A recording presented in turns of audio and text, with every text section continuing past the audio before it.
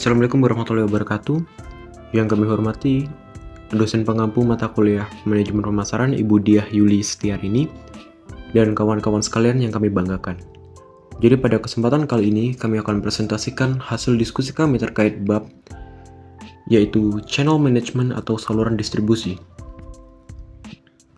Sebelum kita beranjak pada materi, alangkah baiknya kita memperkenalkan diri.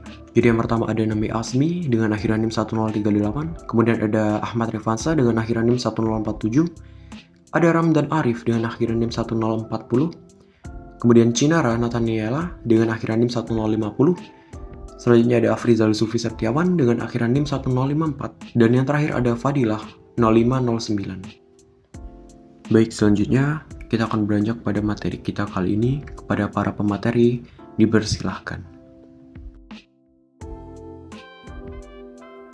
Oke, terima kasih. Kali ini saya akan membahas materi terkait pengertian dari saluran distribusi atau marketing channel.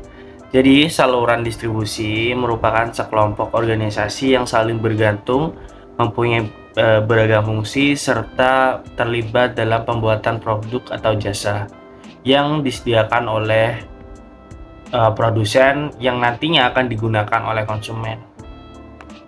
Lalu sebagian besar produsen membutuhkan saluran pemasaran atau saluran distribusi guna untuk menjual produk atau jasa yang mereka hasilkan, sehingga produk atau jasa yang mereka hasilkan itu sampai kepada tangan konsumen melalui perantara. Jadi secara umum saluran distribusi adalah pembagian atau penyaluran produk ke pihak-pihak terkait seperti pelanggan atau konsumen, yang salurannya bisa disebut dengan distribution channel atau membagi produk dalam bentuk barang. Biasanya si produsen atau perusahaan menyerahkan sebagian tugas penjualannya ke pihak lain. Mungkin hal tersebut disebabkan karena beberapa alasan yang menguntungkan bagi perusahaan untuk memberikan tugas penjualannya kepada perantara. Alasan yang menguntungkan tersebut biasanya berupa produsen yang mendapatkan keuntungan tertentu dengan menggunakan jasa perantara, ataupun produsen kekurangan sumber keuangan untuk melaksanakan pemasaran secara langsung, dan juga penggunaan perantara akan sangat mengurangi pekerjaan perusahaan, sehingga efisiensi kerja dari perusahaan dalam proses pemasaran itu bisa berlangsung secara efisien tanpa ada gangguan ataupun masalah. Jadi perantara di sini itu sebagai pejebatan antara produsen yang pembuat barang atau jasa dengan konsumen yang akan memakai dan menggunakan barangnya atau jasa tersebut. Lalu yang terakhir mungkin ada dari sudut pandang ekonomi, ada peranan dasar perantara dalam pemasaran, yaitu mengubah bentuk supply yang heterogen menjadi berbagai barang yang diinginkan oleh konsumen ataupun masyarakat. Seperti itu. Terima kasih. Fungsi-fungsi dari saluran distribusi. Saluran distribusi memiliki beberapa macam fungsi yang digolongkan menjadi 3, yaitu fungsi pertukaran, fungsi penyediaan fisik, dan juga fungsi penunjang. Yang pertama yaitu fungsi pertukaran yang terbagi lagi menjadi 3 macam, yaitu pembelian, penjualan, dan pengambilan risiko. Yang pertama, pembelian. Fungsi pembelian ini adalah suatu fungsi yang digunakan ketika memilih barang-barang yang telah dibeli untuk dijual kembali atau untuk digunakan secara pribadi. Yang kedua yaitu penjualan. Fungsi ini merupakan fungsi yang sangat penting karena bertujuan untuk menjual barang atau jasa yang diperlukan sehingga dapat digunakan sebagai sumber pendapatan. Kemudian yang ketiga yaitu fungsi pengambilan risiko yang digunakan untuk menghindari dan mengurangi risiko terhadap semua masalah yang dapat terjadi ke depannya. Yang kedua yaitu fungsi penyediaan fisik. Nah, fungsi ini terbagi lagi menjadi 4, yaitu pengumpulan, penyimpanan, pemilihan, dan pengangkutan. Pengumpulan ini merupakan fungsi yang digunakan untuk mengumpulkan barang dari beberapa sumber yang berbeda atau beberapa barang yang beberapa macam barang dari sumber yang sama. Yang kedua yaitu fungsi penyimpanan. Fungsi ini dapat menciptakan manfaat waktu, contohnya untuk barang-barang yang sifatnya mudah rusak seperti buah-buahan. Kemudian yang ketiga yaitu fungsi pemilihan. Fungsi ini digunakan oleh penyalur dengan cara menggolongkan, memeriksakan, serta menentukan jenis barang yang disalurkan. Nah, yang keempat yaitu fungsi pengangkutan, yaitu fungsi yang digunakan ketika pemindahan barang dari tempat barang tersebut diproduksi ke tempat barang tersebut akan dikonsumsi. Yang ketiga yaitu fungsi penunjang, yang biasanya digunakan untuk menunjang terlaksananya fungsi-fungsi yang lain. Nah, fungsi penunjang ini juga terbagi menjadi 4, yaitu pelayanan sesudah pembelian, pembelanjaan, penyebaran informasi, dan juga koordinasi saluran. Yang pertama itu pelayanan sesudah pembelian. Nah, fungsi ini tuh menyatakan bahwa banyak sedikitnya pelayanan yang akan diberikan oleh penjual setelah barang tersebut dibeli, itu akan mempengaruhi keputusan konsumen dalam pembeliannya. Yang kedua ini adalah pembelanjaan, di mana konsumen dan produsen sangat memerlukan sumber pembelanjaan yang biasanya tuh didapat dari penjualan ataupun mengambil model secara kredit. Nah, kemudian selanjutnya ada penyebaran informasi. Nah, beberapa macam informasi itu sangat diperlukan dalam penyaluran barang karena dapat membantu untuk menentukan sumbernya. Kemudian yang terakhir ada koordinasi saluran. Nah, fungsi ini dilakukan untuk mengorganisasi suatu lembaga yang terlibat dan juga dapat digunakan untuk mengordinasi fungsi lainnya. Sekian. Yang selanjutnya adalah pengaruh-pengaruh dari saluran distribusi. Saluran distribusi ditentukan oleh pola pembelian konsumen sehingga sifat dari pasar mempengaruhi dalam pemilihan saluran oleh perusahaan. Hal-hal yang perlu dipertimbangkan yaitu yang pertama, pertimbangan pasar, kedua, pertimbangan produk, ketiga, pertimbangan perantara, dan keempat, pertimbangan perusahaan. Selanjutnya, pertimbangan pasar. Contoh dari pertimbangan pasar yaitu yang pertama, jenis pasar, kedua, jumlah pelanggan potensial, ketiga, konsentrasi geografis pasar, dan yang keempat, jumlah dan ukuran pemesanan. Selanjutnya, pertimbangan produk. Yang pertama, perishability atau mudah rusak. Untuk produk-produk yang fisiknya mudah rusak, lebih baik disalurkan melalui saluran distribusi pendek. Yang kedua, unit value atau nilai unit. Semakin rendah nilai unit, maka semakin panjang saluran distribusinya. Namun, ketika menjual produk dengan harga rendah dalam jumlah besar, akan lebih ekonomis jika memiliki saluran distribusi pendek. Yang ketiga, sifat teknis produk. Produk industri yang sifatnya sangat teknis seringkali memerlukan distribusi langsung. Hal ini karena tenaga distribusi produsen lebih mampu menyediakan layanan yang diperlukan. Yang ketiga, pertimbangan tentang perantara. Yang pertama, ada jasa yang diberikan perantara, keberadaan perantara yang diinginkan, dan sikap perantara. Yang terakhir, ada pertimbangan perusahaan. Contohnya yang pertama, sumber-sumber finansial, yang kedua, kemampuan manajemen, yang ketiga, tingkat pengendalian yang diinginkan, keempat, jasa yang diberikan penjual, dan yang kelima, lingkungan. Jadi macam-macam saluran distribusi yang dapat digunakan oleh produsen. Yang pertama menurut William J. Stanton dan yang kedua menurut Indrio Gito Sudarmo. Baik, yang akan kita bahas pertama yaitu menurut William J. Stanton. Saluran distribusi di sini dibedakan menjadi saluran distribusi untuk barang produksi, yang kedua untuk barang konsumsi, dan yang ketiga untuk jasa. Baik, yang pertama kita akan bahas saluran distribusi untuk barang konsumsi. Di sini terbagi menjadi beberapa macam. Yang pertama yaitu dari produsen ke konsumen. Jadi produsen ini menggunakan saluran langsung dengan penjualnya dari rumah ke rumah atau melalui pos. Yang kedua dari produsen ke pengecer ke konsumen. Nah, banyak para pengecer besar bertindak sebagai perantara sekaligus sebagai pengecer dan juga sebagai penyalur distribusi. Selanjutnya dari produsen ke pedagang besar, ke pengecer lalu ke konsumen. Nah, di mana di dalam pasar konsumen mereka merupakan grosir atau pedagang besar dan sekaligus pengecer. Selanjutnya yaitu produsen, ke agen, ke pedagang besar, ke pengecer, lalu ke konsumen. Nah, untuk mencapai pengecer kecil, produsen sering menggunakan perantara agen dengan menggunakan pedagang besar untuk menyalurkan ke para pengecer kecil. Selanjutnya yaitu saluran distribusi untuk barang industri. Ini terbagi menjadi beberapa macam. Yang pertama adalah produsen pemakai. Jadi saluran distribusi langsung ini dilakukan untuk produk industri berat yang harganya relatif mahal dan mempunyai struktur saluran yang lain. Selanjutnya ada produsen, ke distributor industri, lalu ke pemakai. Nah, untuk produk alat-alat kantor, operating supplies, dan lain-lain, produsen menggunakan distributor industri dalam penyaluran barangnya ke konsumen. Selanjutnya yaitu produsen agen, ke pemakai. Nah, untuk satu produk baru atau memasuki pasar baru, produsen menggunakan agen atau tenaga penjual sendiri. Selanjutnya yaitu ada produsen, ke agen, ke distributor industri, lalu ke pemakai, di mana produsen tidak bisa menjual barangnya dengan menggunakan agen untuk dijual langsung kepada pemakai, tetapi menggunakan jasa distributor industri untuk dijual kepada pemakai.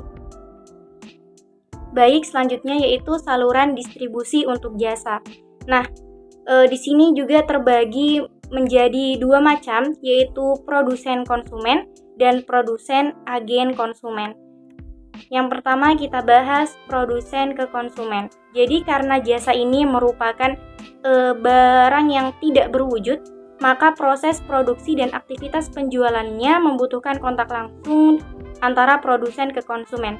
Nah, tipe saluran langsung ini banyak dipergunakan oleh jasa-jasa profesional seperti akuntan dan konsultan. Selanjutnya yaitu produsen ke agen konsumen, di mana penjualan jasa juga sering menggunakan agen sebagai penghubung antara produsen dan konsumen, seperti jasa akuntan, travel, dan sebagainya. Selanjutnya menurut Indrio Gito Sudarmo, jadi macam-macam saluran distribusi menurut beliau ini dibedakan menjadi 3, yaitu saluran distribusi intensif, saluran distribusi selektif, dan saluran distribusi eksklusif. Di mana saluran distribusi intensif ini merupakan saluran yang cara distribusi di mana barang yang dipasarkan itu diusahakan agar dapat menyebar seluas mungkin sehingga dapat secara intensif menjangkau semua lokasi di mana calon konsumen itu berada. Selanjutnya yaitu saluran distribusi selektif. Saluran ini merupakan cara distribusi di mana barang-barang hanya disalurkan oleh beberapa penyalur saja yang terpilih atau selektif. Jadi dalam hal ini jumlah penyalur itu sangat terbatas. Selanjutnya yaitu saluran distribusi eksklusif. Nah, saluran ini juga merupakan bentuk penyaluran yang hanya menggunakan penyalur yang sangat terbatas jumlahnya. Bahkan pada umum hanya ada satu penyalur tunggal untuk satu daerah tertentu. Contohnya penerbit buku hanya menggunakan penyalur tunggal seperti PT Buku Kita atau PT Buku Seru. Nah, dalam buku Manajemen Pemasaran Teori dan Implementasi karya Dr. Sudaryono, di situ dikatakan bahwa para produsen harus dapat menentukan jalur distribusi terbaik untuk produk-produknya guna memenuhi kebutuhan konsumen. Nah, di sini ada beberapa saluran distribusi yang dapat digunakan produsen untuk mencapai konsumen. Yang pertama adalah distribusi langsung. Distribusi ini dilakukan langsung dari produsen kepada konsumen tanpa melalui perantara. Yang kedua ada distribusi melalui pengecer, di mana para produsen mendistribusikan produknya melalui saluran pengecer untuk sampai ke konsumen. Dan selanjutnya yaitu ada distribusi melalui grosir, di mana produsen mendistribusikan produknya melalui grosir untuk seterusnya didistribusikan ke pengecer sebelum sampai ke konsumen. Dan yang keempat yaitu distribusi melalui agen atau broker, melalui agen penjualan, sales agent, atau pedagang perantara atau broker.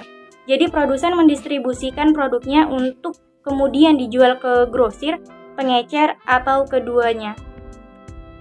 Selanjutnya yang kelima yaitu distribusi langsung produk bisnis. Jadi bisnis barang dan jasa atau produk bisnis dijual langsung oleh produsen kepada pembeli industri.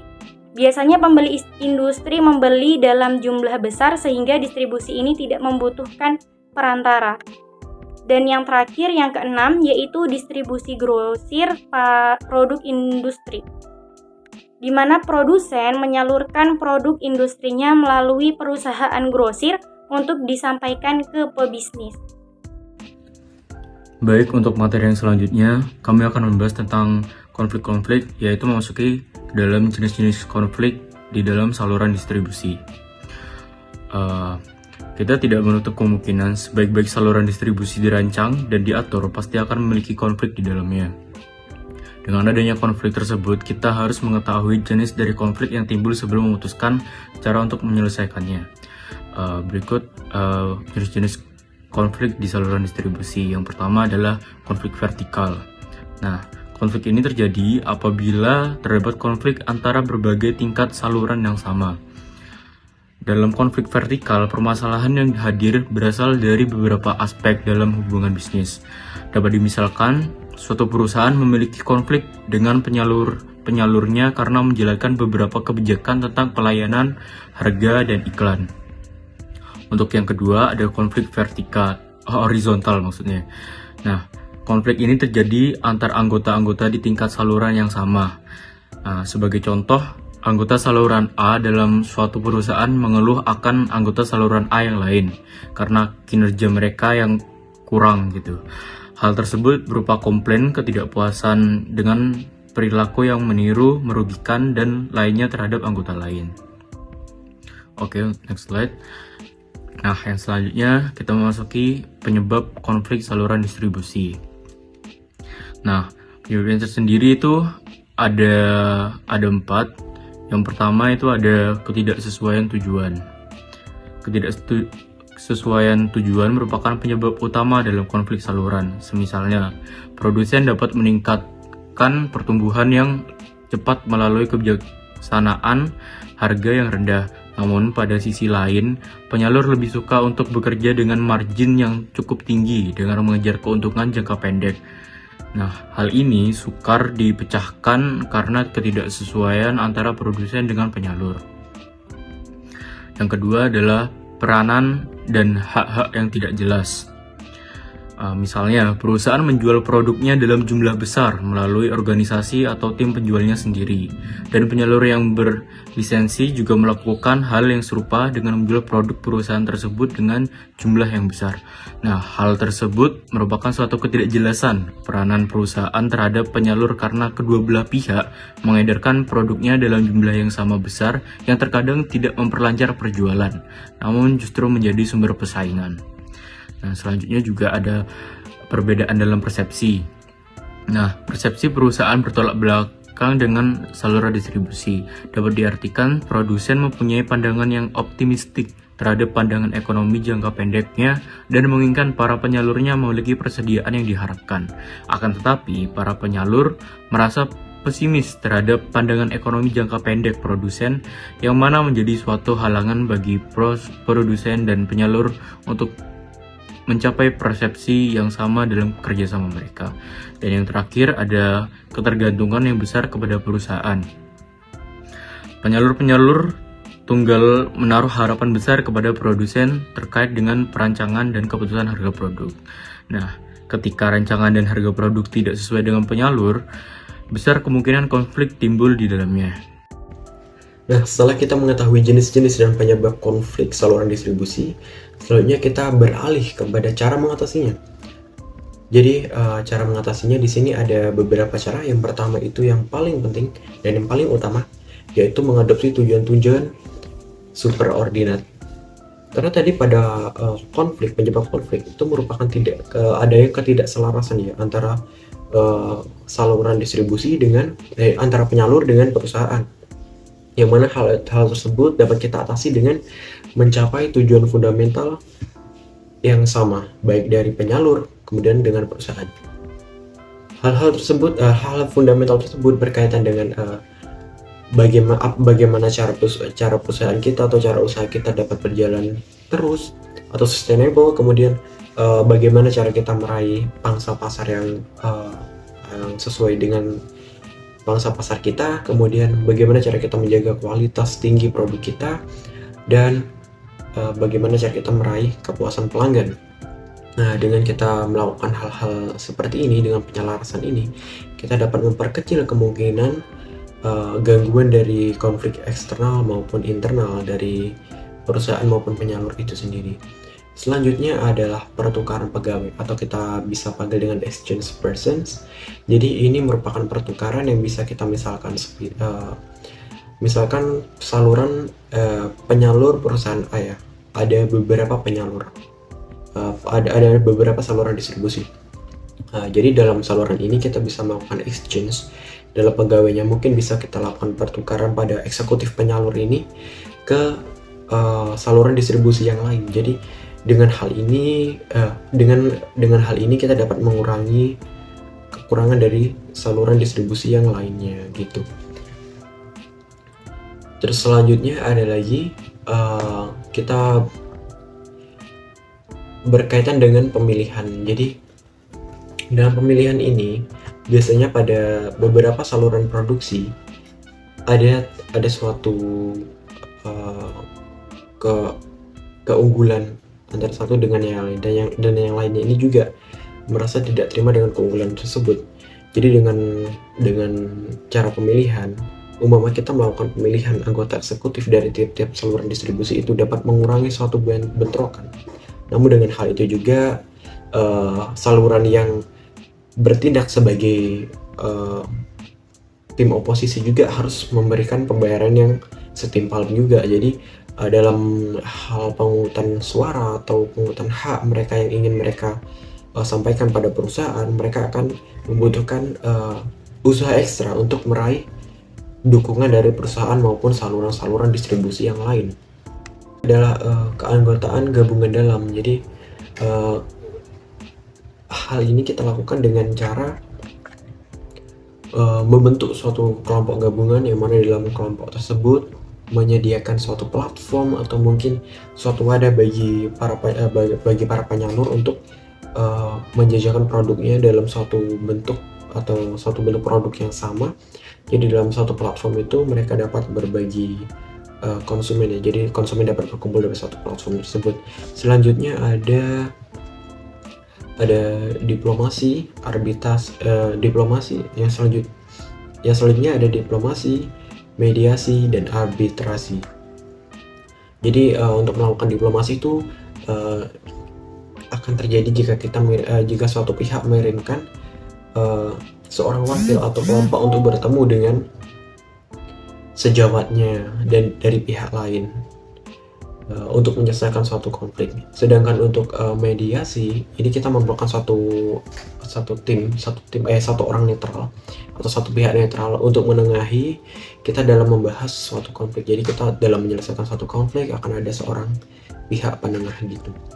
Dan untuk arbitrasi ini akan kita lakukan apabila kedua belah pihak atau beberapa pihak setuju untuk mengajukan argumen-argumen kepada pihak ketiga, bisalah satu atau lebih dari arbitrator, dan menerima keputusan arbitrasi tersebut. Sekian yang dapat saya sampaikan, terima kasih.